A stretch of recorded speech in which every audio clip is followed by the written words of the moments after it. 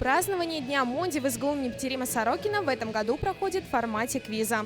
Насколько быстро на пожарных учениях собираются сотрудники Монди СЛПК? В честь какого мифологического персонажа названа одна из продукций компании?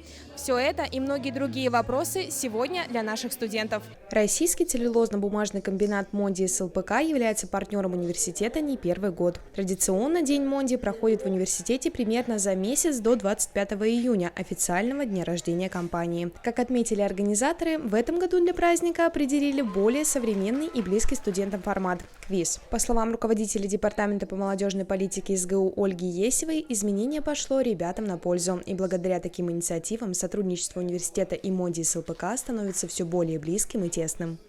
Очень хорошо наше вот это градообразующее предприятие Монди СЛПК поддерживает молодежную политику.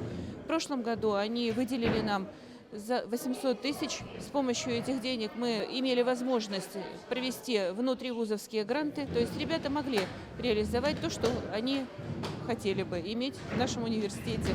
Игра состояла из 7 раундов. Большая часть вопросов касалась деятельности СЛПК и различных производственных моментов. Студенты заранее знали, чему будет посвящен квиз, поэтому некоторые из них готовились к нему, повторяли различные факты и исторические для компании даты. По словам участников, вопросы иных тем оказались для них неожиданными. Особенно сложный был раунд с музыкой, потому что никто его особо не ожидал, все готовились прежде всего к вопросам, связанным непосредственно с Монди, а в остальном все, в принципе, потихонечку.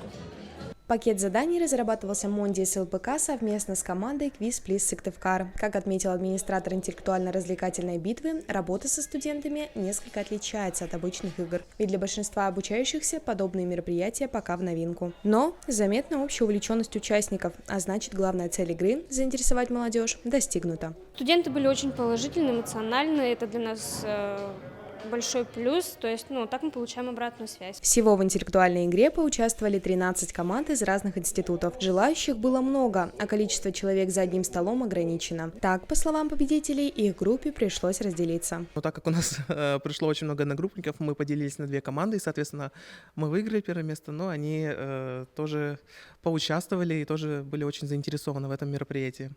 По итогу лучшими знатоками Монди оказались команды Players Club, 2+1 и Циклон, занявшие 1, 2 и 3 места соответственно. В конце игры всех студентов поблагодарили за участие, а призерам и победителям вручили фирменные дипломы игры Quiz Please. Ангелина Макарова, Полина Холодова, учебное телевидение СГУ.